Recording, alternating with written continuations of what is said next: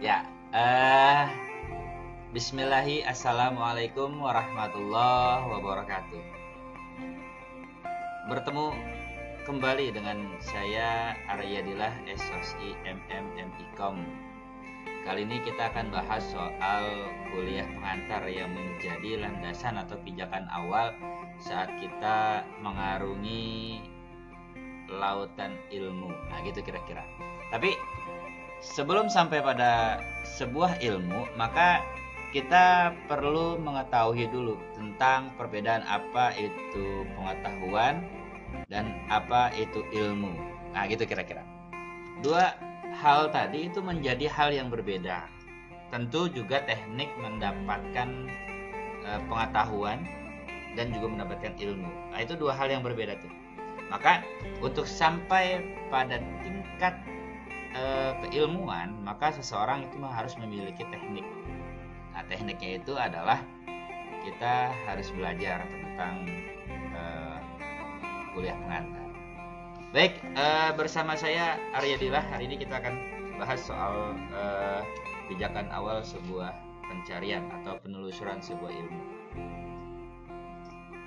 Seperti yang kita tahu bahwa landasan keilmuan atau induk dari ilmu pengetahuan itu adalah the matter of scientiarum atau ilmu filsafat atau filsafat ilmu. Nah, gitu kira-kira. Maka filsafat ini sebagai pijakan awal kita untuk masuk mengarungi lautan ilmu atau daerah yang tidak akan bertuan itu, kita akan berikan label sebuah ilmu. Nah, gitu kira-kira. Seperti yang kita tahu bahwasannya filsafat ini memiliki sejarah yang sangat panjang. Sehingga keterpanjangan itulah yang kemudian ia dikategorikan sebagai induknya ilmu. Ia lebih tua dari semua ilmu, bahwa semua ilmu pengetahuan itu ditemukan atau bermula dari filsafat. Ya, kadangkala seorang ingin menyatakan bahwa apa yang ia temukan adalah miliknya sendiri.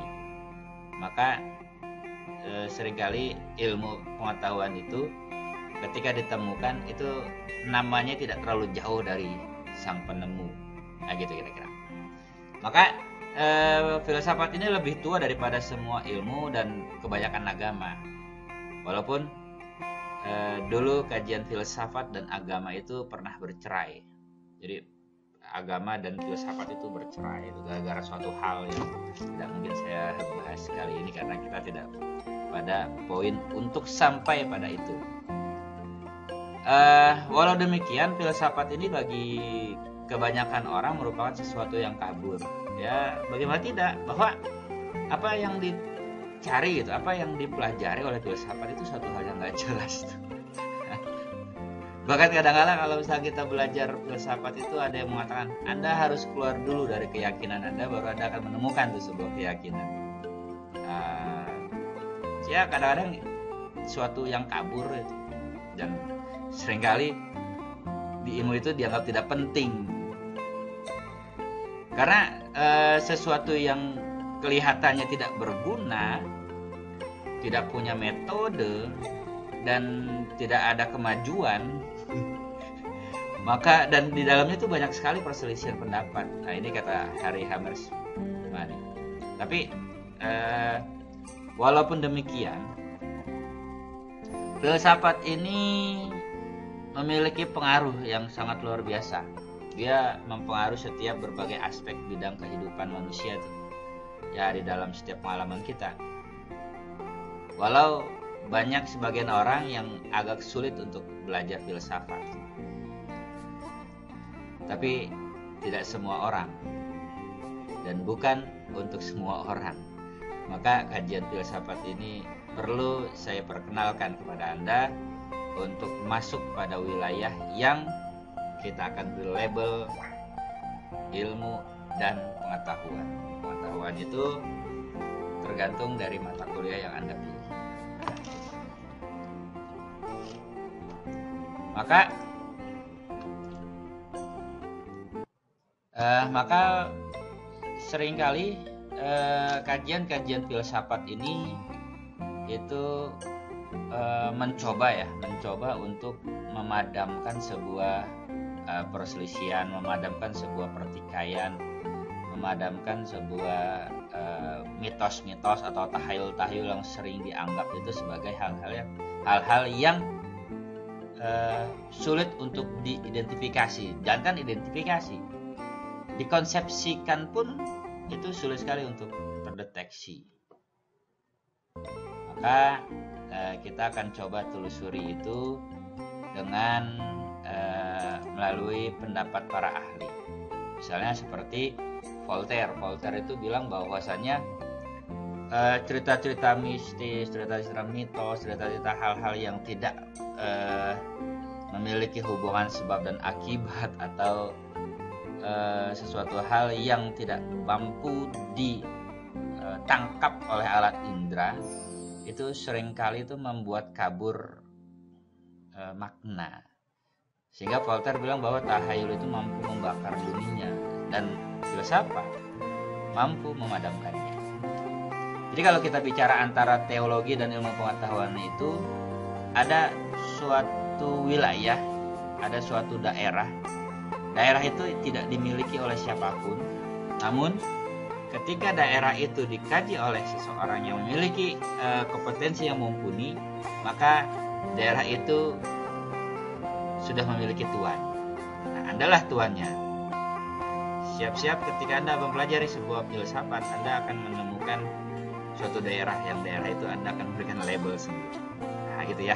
Maka daerah ini sering kali diserang balik tuh oleh teologi. Jadi teologi itu menyerang balik orang-orang filsafat, bahwa kajian-kajian filsafat itu tidak bagus, merusak keimanan, merusak keyakinan, maka tinggalkanlah. Dia filsafat juga seringkali diserang habis-habisan tuh oleh ilmu pengetahuan tuh, atau ilmu-ilmu saintifik lah, atau ilmu-ilmu yang saintifik yang sifatnya eksak.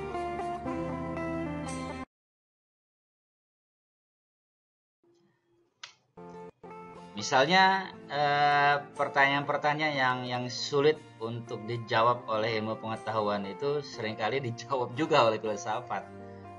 Pertanyaan-pertanyaan yang tidak mampu ditelaah oleh konsep-konsepsi yang diciptakan oleh para pendahulu itu ditemukan tuh oleh filsafat.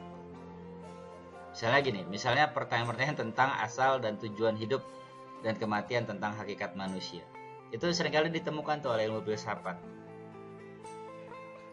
Tapi filsafat yang memiliki label, misalkan labelnya adalah filsafat agama, maka nanti agamanya mengerucut pada label tertentu tuh, A, B, C, sehingga ketika Anda berbicara tentang pengetahuan, maka pengetahuan itu bersandar pada label agama A atau agama B atau agama C. Misalnya pengetahuan tentang surga dan neraka misalnya.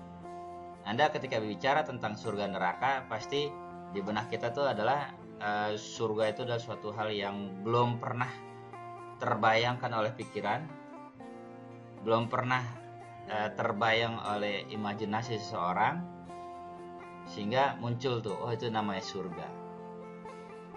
Misalnya Anda belum pernah melihat air terjun, tiba-tiba Anda membayangkan air terjun, kemudian muncul air terjunnya, airnya warnanya bening, seputih susu, rasanya manis. Itu kan belum pernah ada tuh di dunia realitas tuh. Tapi itu ada di sumber-sumber agama. Misalnya di Danau Salsabila, dalam agama Islam pernah tuh diceritakan soal Danau Salsabila. Dikatakan bahwa danau itu luar biasa, ketika orang yang meminumnya itu hilang haus seluruh dahaga tuh. Maka kita menemukan pengetahuan itu bersumber dari agama. Maka labelnya adalah agama Islam. Nah, gitu kira-kira. Atau tentang neraka, atau tentang surga dan neraka, apakah ia kekal atau tidak. Kekekalannya itu, kalau kita bicara tentang kekekalan, dia sama gak dengan kekekalan Tuhan? Karena kan hukumnya adalah tidak boleh ada yang kekal selain yang maha kekal. Laisa kamitslihi syai'un. Kan itu dalilnya tuh. Sehingga kalau orang mengkaji tentang itu, dia akan terjebak oleh suatu pemikiran yang tidak memiliki landasan. Maka hati-hati. Ketika kita memasuki wilayah-wilayah yang belum pernah kita masuki, Anda harus punya pegangan dasar lah, misalnya. Misalnya adalah metodenya untuk memecahkan satu kasus. Nah, gitu. Maka seringkali ini pertanyaan-pertanyaan yang sulit dijawab itu mampu ditelusuri oleh filsafat. Tentang batas-batas pengetahuan kita, misalnya tentang asal bahasa, tentang hakikat hidup, tentang hubungan badan dan jiwa, tentang hakikat materi, dasar, moral. Kemudian pertanyaan-pertanyaan ini diteruskan oleh filsafat. Nah,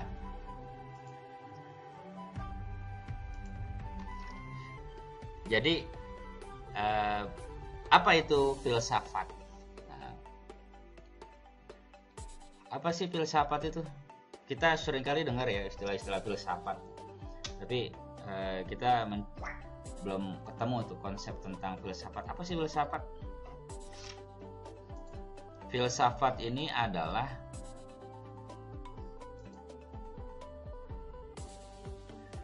filsafat ini berasal dari bahasa Yunani. Filosofia atau filosofos, philos atau pilien berarti teman atau cinta, dan sophia atau sophos berarti kebijaksanaan, pengetahuan dan hikmah. Filsafat juga diartikan sebagai mater scientiarum. Nah, ini induk dari segala pengetahuan. Pengetahuan ya, ingat ya, pengetahuan. Kata filsafat dalam bahasa Indonesia memiliki padanan kata yaitu falsafah dalam bahasa Arab, filosofi Prancis, Belanda dan Jerman, serta filosofi pakai Y dari Inggris. Karakteristik berpikir filsafat. Nah, ini seringkali ciri-ciri orang yang menggunakan daya pikirnya itu dimiliki dengan karakteristik 4 hal. Satu, sifatnya itu sangat komprehensif. Jadi cara berpikir filsafat itu satu, dia memiliki sifat yang komprehensif. Komprehensif itu adalah mencakup keseluruhan aspek. Jadi kalau misalkan ada orang yang kita sering ajak ngobrol, itu seringkali kita diajak ngalor ngidul, ngetan kulon tuh. Bahkan satu kopi itu kalau Anda minum dengan mereka, itu seringkali bisa berjam-jam tuh bahas, padahal pembahasannya satu hal.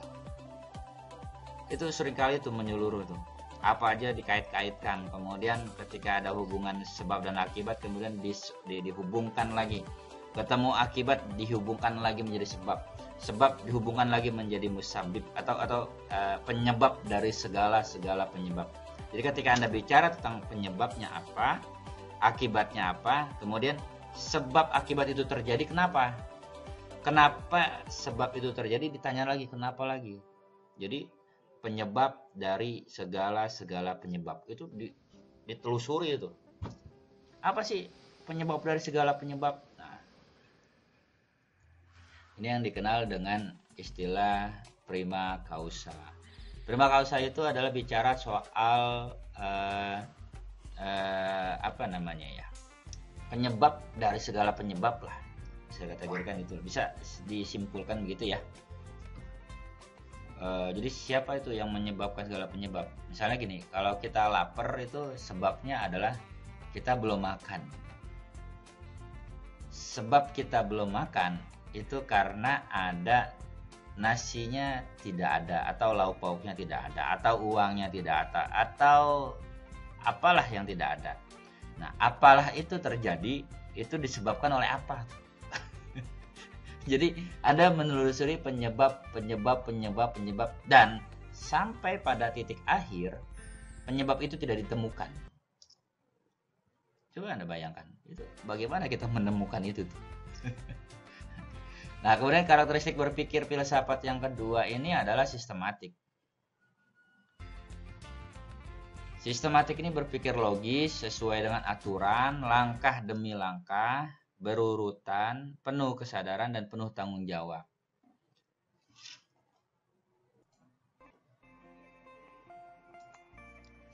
Ya, cara berpikir yang sistematik, berpikir logis sesuai aturan langkah demi langkah berurutan penuh kesadaran dan penuh tanggung jawab itu biasanya diterapkan oleh para peneliti. Dia pemikirannya sangat sistematik. Jadi ketika Anda bicara tentang satu kasus atau satu masalah, itu harus bermula dari latar belakang Anda menemukan masalah. Itu ya. Masalah itu seringkali terjadi atas perbedaan antara kesenjangan das Sinn dan das Sollen. Masalah terjadi karena adanya kesenjangan antara das Sinn dan das Sollen. Nah itu ya. Maka itu akan ketemu tuh yang namanya masalah. Nah, nanti dari bab 1 masuk ke bab 2, ke 3 dan seterusnya. Baru Anda mampu menyusun langkah demi langkah berurutan, penuh tanggung jawab dalam menemukan atau memecahkan suatu kasus dalam penelitian yang Anda lakukan. Nah gitu ya. Itu cara berpikir sistematik. Nanti kita akan bahas lah untuk metode itu. Kemudian yang ketiga adalah berpikir spekulatif. Berpikir spekulatif ini seringkali digunakan untuk menguji beberapa bukti yang dianggapnya benar. Jadi dia berpikir spekulatif tuh. Kalau tidak begini, ya begitu. Ya begitu dah. Kalau nggak begini ya begitu. Ini berpikir spekulatif. Kemudian keempat ini adalah metode karakteristik berpikir filsafat dengan teknik radikal. Nah, ini radikal. Radikal ini menjadi satu yang dianggap tabu atau hal yang ditakuti semenjak dipengaruhi oleh politik. Radikal itu adalah berasal dari kata radix yang artinya akar. Jadi seorang yang berpikir menggunakan teknik radikal atau karakteristik berpikir filsafat dengan cara radikal, maka ia mencoba menemukan, berpikir sampai ke akar-akar masalah. Misalnya gini, misalnya seseorang berpikir tentang dirinya, dia berpikir tentang dirinya, mencoba menemukan kok tubuh saya laki-laki tapi kok saya tidak merasa nyaman dengan kelelakian saya, sehingga dia berpikir keras tuh, ada apa di dalam tubuh saya ini, kok sifat feminitas itu sangat tinggi di dalam diri saya sementara saya ini laki-laki. Tapi begitu ditelusuri ternyata dia menjustifikasi dirinya tuh, wah saya ini ternyata ruh saya atau jiwa saya ini terjebak. Padahal harusnya saya perempuan, tapi saya terjebak pada tubuh lelaki. Karena ia meyakini keyakinan tersebut bahwa dia terjebak pada tubuh pria, maka ia menjustifikasi dirinya. Saya ini seharusnya perempuan, maka saya harus kembali kepada perempuan. Nah inilah yang dia berpikir sampai ke situ tuh. Padahal belum ketemu tuh titik tengahnya, tapi dia sudah mengambil kesimpulan. Dan kalau ditelusuri ketika dia sampai berpikir sampai itu ada makhluk goib tuh lewat membisikin, udah ganti kelamin aja, udah potong, habiskan tuh. Padahal Anda perempuan, tapi Anda terjebak. Wah, makhluk goib lewat ngebisikin. Maka Anda terjebak tuh oleh pemikiran-pemikiran itu sehingga Anda meyakinkan diri bahwa Anda adalah perempuan. Padahal fisiknya adalah Anda laki-laki. Nah, hati-hati, maka radikal ini seringkali dianggap dikhawatirkan oleh sebagian orang karena ia mencoba untuk menemukan akar-akar masalahnya. Teknik ini perlu dilakukan untuk memecahkan satu kasus tuh. Tapi ingat, harus memiliki landasan yang tepat, kuat, dan ajak. Kalau tidak, Anda akan terjerumus tuh oleh pemikiran-pemikiran sendiri itu, dan seringkali terjebak pada satu pemikiran yang seringkali pemikiran itu menyesatkan. Nah, ini kita harus waspada ini. Nah, oleh karena itu kita masuk ke pokok-pokok permasalahan. Apa sih yang dijadikan landasan permasalahan dalam kajian filsafat? Satu, soal logika. Seringkali filsafat itu bicara soal logika. Logika itu apa ya? Nanti ada pelajarilah di dasar-dasar logika. Tapi sedikit gambaran bahwa logika ini mencoba untuk menemukan benar dan salah. Ya kalau Anda benar, berarti saya yang salah. Kalau saya yang salah, berarti Anda yang benar. Jadi lawan-lawanan, Anda yang benar, salah. Kemudian etika bicara baik, buruk, sopan, tidak sopan. Nah, itu bicara etika tuh. Biasanya lekat sekali dengan budaya. Kemudian estetika ini bicara soal indah versus jelek dan lain sebagainya tuh. Ada unsur seninya di dalamnya tuh. Dan apa ya? Dan inilah perbedaan di antara kajian-kajian filsafat. Nah, filsafat ini mencoba mencari benang merah di antara keduanya nih. Kadang kalau kita bicara logika itu seringkali kita menjustifikasi seorang itu salah, seorang itu benar, seorang itu apa ya, para Wahabi kan seringkali itu membid'ahkan suatu permasalahan sehingga rasanya kurang bijak lah.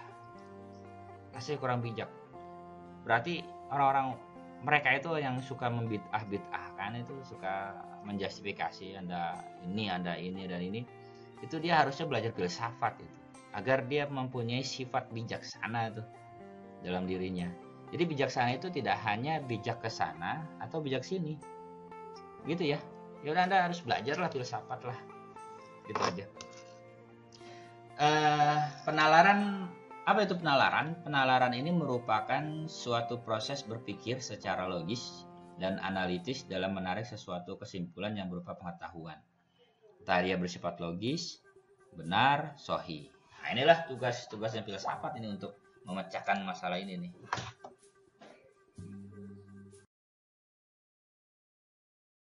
Keempat macam atau teknik mencari pengetahuan itu yang pertama adalah rasionalisme. Rasio atau penalaran rasional atau abstrak. Yang kedua empirisme, pengalaman konkret. Ketiga intuisi. Keempat wahyu. Nah gitu ya. Usahakan saat kita mencoba untuk berpikir menggunakan teknik filsafat, usahakan kita berpikir dari hal-hal yang bersifat nyata dulu, yang mampu bisa dilihat oleh mata, yang mampu bisa terdeteksi lah oleh alat indera. Jadi hal-hal yang belum nampak jelas, usahakan jangan dimulai dulu. Usahakan berpikir mulai dari hal-hal yang bersifat konkret. Walaupun itu adalah teknik dengan menggunakan empirisme ya. Tapi usahakan kita berpikir dari hal-hal yang bersifat konkret dulu lah, pengalaman. Karena menurut Jerome S. Brunner, cara berpikir itu dimulai dari hal-hal yang bersifat konkret dulu. Baru sampai pada tingkatan yang abstrak.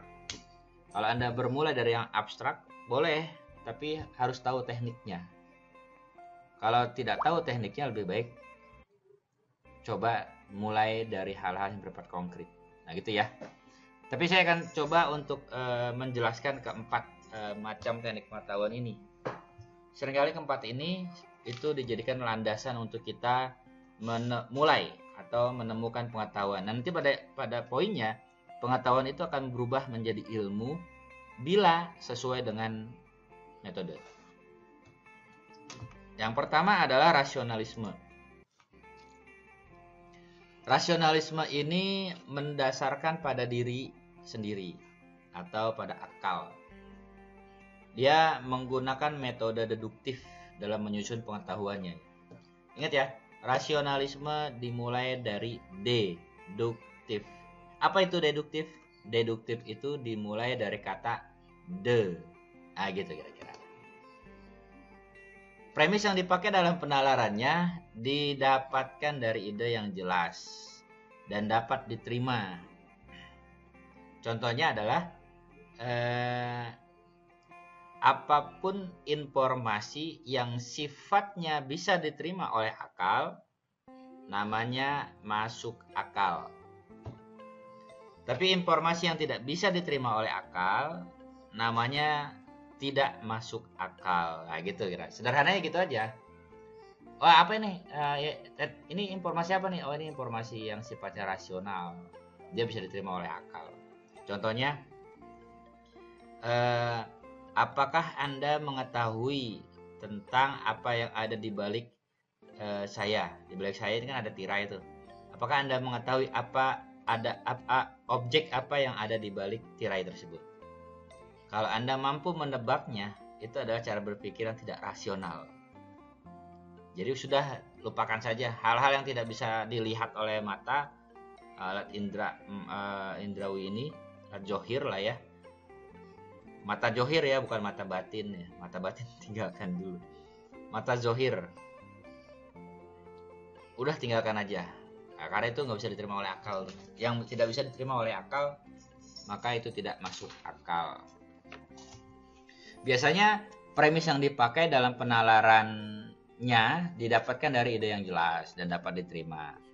Ide ini bersifat a priori. Nah, itu ingat ya, a priori dan pra pengalaman yang didapatkan manusia lewat penalaran rasional.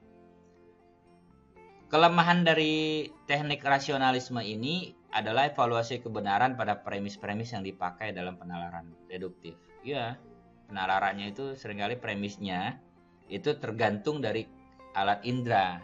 Sementara alat indera manusia itu terbatas. Misalnya Anda bersandar pada telinga Anda tuh dijadikan objek untuk mendengar informasi. Informasi yang didengarkan oleh telinga kadangkala kadangkala hilang, dipenggal beberapa kata, bisa juga nanti ditambah-tambahkan. Nah, itu kelemahannya tuh. Karena bersandar pada alat indera. Kelemahannya. Pemikiran sangat sifatnya solipsistik lah. Hanya benar dalam kerangka pemikiran tertentu yang berada dalam benak orang yang berpikir, tapi belum tentu orang lain yang berpikir. Jadi sifatnya sangat subjektif. Berbeda dengan pemikiran yang sifatnya empirisme. Nah, kalau empirisme ini pengetahuan itu didapat dari pengalaman yang sifatnya konkret. Nah, kalau yang tadi kan pemikirannya dari akalnya aja tuh. Sementara akalnya itu terbatas. Kalau kita menyerap informasi yang tidak bisa diterima oleh akal, otak kita tuh bisa ngebul karena belum pernah terisi lah gitu kira. Contohnya gini contohnya. Contohnya apapun yang ada di dalam ide, apapun yang ada dalam pemikiran manusia itu belum tentu sama yang dipikirkan oleh orang. Misalnya Anda berada di dalam goa lah. Contoh ya, Anda berada di dalam goa nih. Di dalam goa itu ada apa sih kira-kira tuh? Ada benda pusaka di situ. Enggak. Di dalam goa itu ada binatang-binatang melata, kemudian ada lumut, kemudian ada batu, dan binatang-binatang lainnya lah. Itu ada di dalam goa tuh. Jadi pengetahuan kita itu seperti di dalam goa tuh. Ketika kita keluar dari dalam goa, ternyata ada fenomena yang menarik tuh. Ada sinar matahari, ternyata sinarnya itu sangat menyejukkan. Berbeda ketika di dalam goa itu suasana sangat lembab. Jadi ketika di keluar goa, suasananya cerah, terang, sejuk dan lain sebagainya tuh. Ya namanya keluar dari goa. Maka kalau misalnya Anda ingin keluar dan menemukan pengetahuan, keluarlah dari zona nyaman. Maka Anda akan menemukan pengetahuan. Kalau empirisme ini pengetahuan yang didapatkan oleh pengalaman konkret. Biasanya gejala-gejala alamiah itu adalah gejala atau yang mampu dimiliki dan ditangkap oleh alat panca indera. Misalnya ia memiliki pola yang teratur tuh. Kesamaan, pengulangan dan lain sebagainya tuh. teknik menggunakan empirisme itu dimulai dari induktif. Nah, ini kebalikan dari deduktif. Maka dapat dibuat generalisir. Jadi kalau misalkan Anda menemukan pengetahuan yang bersandarkan pada empirisme, itu seringkali itu mampu digeneralisir tuh. Generalisir. Misalnya gini. Misalnya teman Anda bercerita tentang satu fenomena yang yang pernah dialami, dirasakan, kemudian itu diceritakan oleh orang lain. Dan kebetulan orang yang diceritakan itu memiliki pengalaman yang sama. Maka dia memiliki satu klik tuh. Jadi di situ tuh kuncinya tuh. Ketika Anda klik dengan seseorang, nah itu kliknya tuh. Jadi ada unsur kebersamaan, jadi ada unsur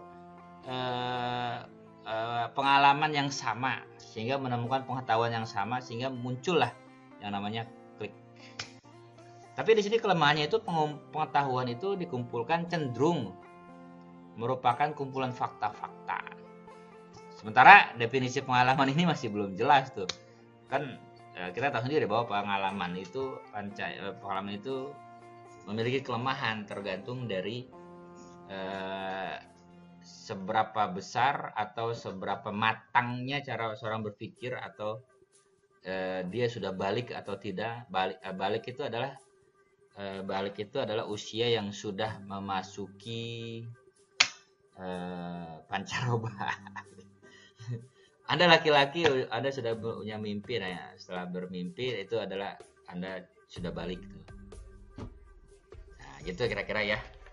Balik itu akalnya sudah mumpuni lah, sudah matang lah, sudah bisa dijadikan saksi lah, gitu kira-kira.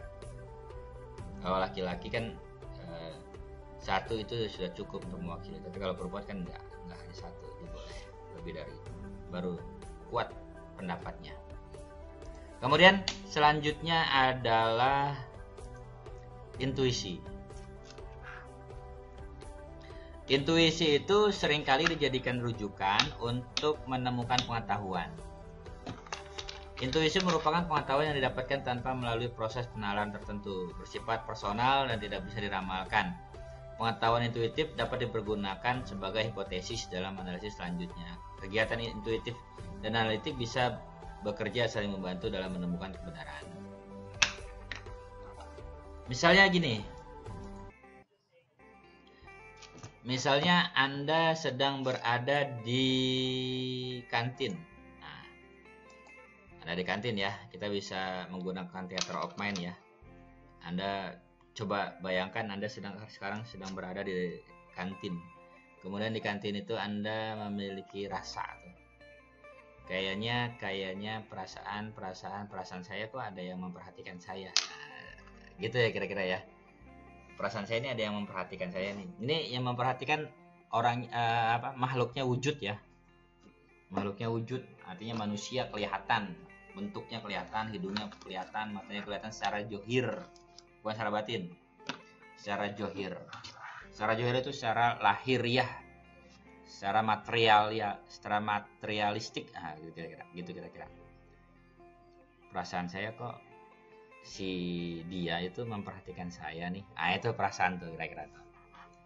Kira-kira perasaan tersebut mampu tidak dijadikan pijakan awal untuk menemukan pengetahuan? Atau gini deh pertanyaannya. Apakah perasaan itu mampu dijadikan sumber pengetahuan?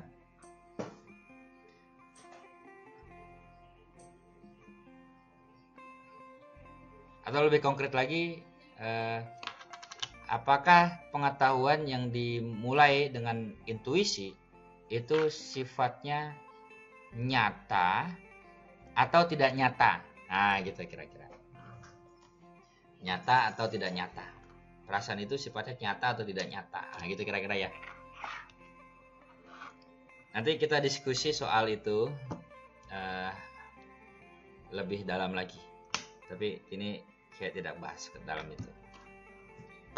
Nah, Pada saat Anda berada di sana, tiba-tiba ada muncul perasaan tuh. Oh, perasaan saya ada yang memperhatikan nih.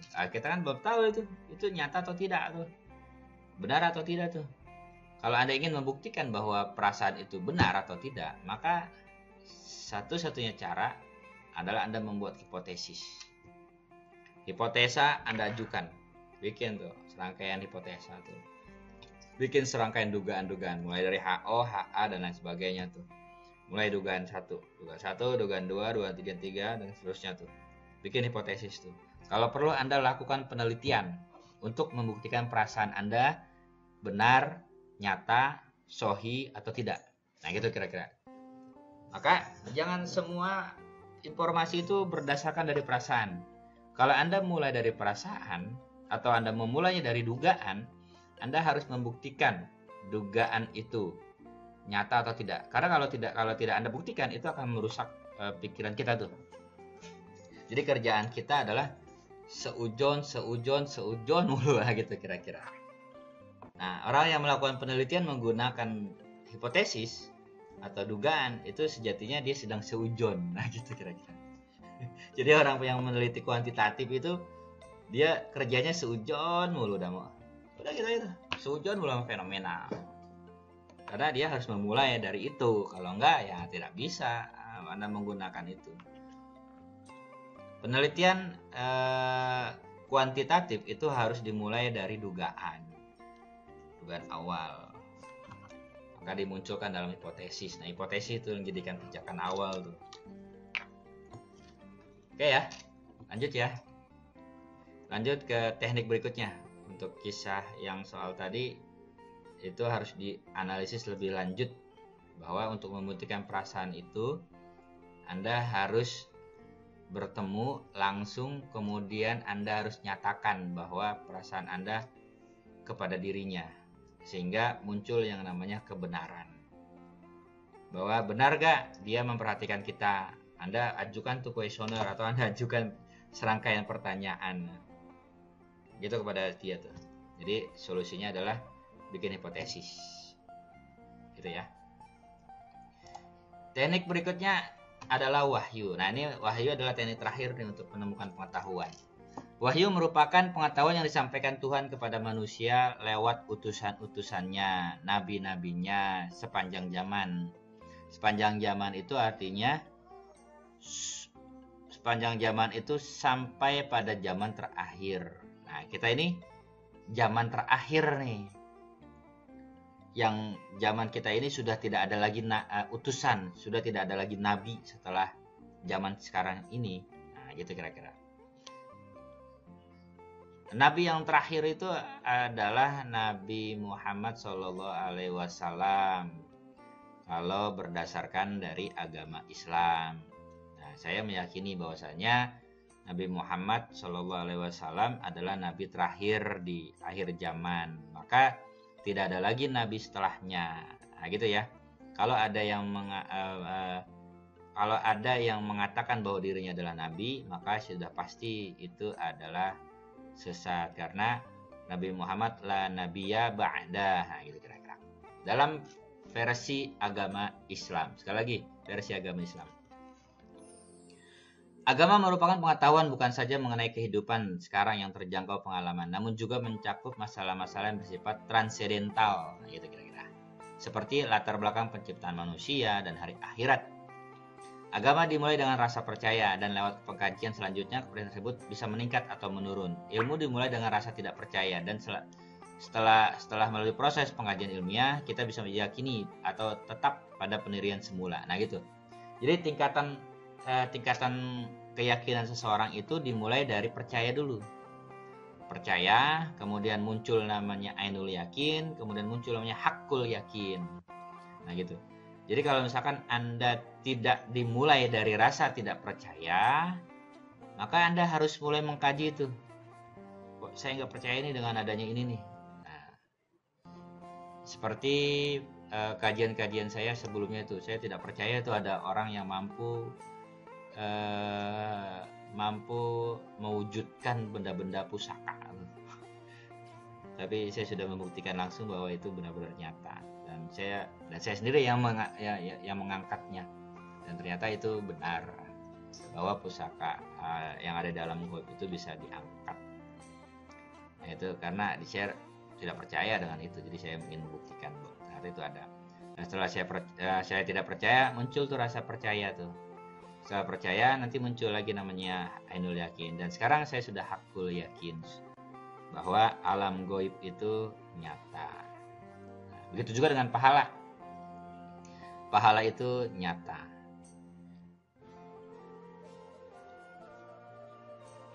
Ya, gitu ya. Wahyu, karena wahyu dimulai dari keyakinan. Dan keyakinan orang tergantung dari apa yang ia yakini itu.